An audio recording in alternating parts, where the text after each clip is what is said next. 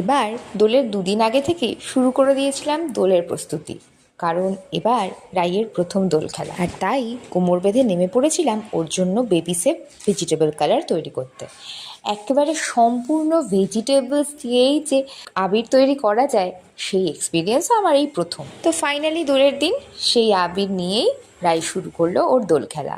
দাদু, ঠাম্মি, বাবা, মা সবাইকে আবির দিয়ে এবারও নিজেকে মনের সুখে রং লাগাতে লাগলো। প্রথম দিকের জড়তা শেষমেশ একটা মন ভালো করা সুন্দর খেলায় পরিণত হলো ওর কাছে। আর সেই ফাঁকে আমি আর রাইয়ের ঠাম্মি মিলে ওর জন্য বিটরুটের রস দিয়ে লাল জল রং তৈরি করে দিলাম। আগের দিন অফিস ফেরত রাইয়ের বাবা ওর জন্য ছোট্ট দুটো পিচকারি নিয়ে এসেছিল, সেটাতেই রং ভরে শুরু হলো ওর জল রং খেলা। এরই মাঝে ঋতু বুনু আর তার বাড়ির সবাইকে রং দিয়ে মিষ্টিমুখ করিয়ে আসতেও ভুললো না কিন্তু। এইটা রাইয়ের অ্যাক্টিভলি প্রথম দোল খেলা হলেও এর আগের বারও কিন্তু একবার দোল পেয়েছিল।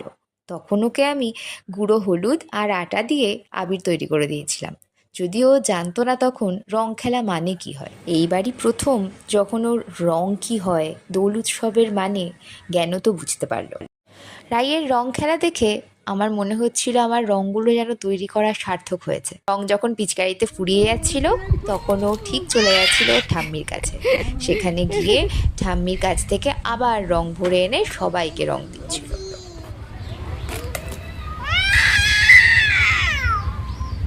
দেখতে দেখতে বেলা গড়িয়ে চলল, কিন্তু রায়কিশোরী তাকে আর ঘরে আনা যায় না। শেষমেশ জোর করেই বেলা 2টোর সময় টেনে ঘরে আনা হলো। ততক্ষণে ও বিটরুটের রসে ভিজে স্নাত। আর সেই সাথেই বসন্তের রঙে রঙিন হয়ে উঠেছে রাইয়ের সাথে উদযাপিত আমাদের প্রথম দোল উৎসব।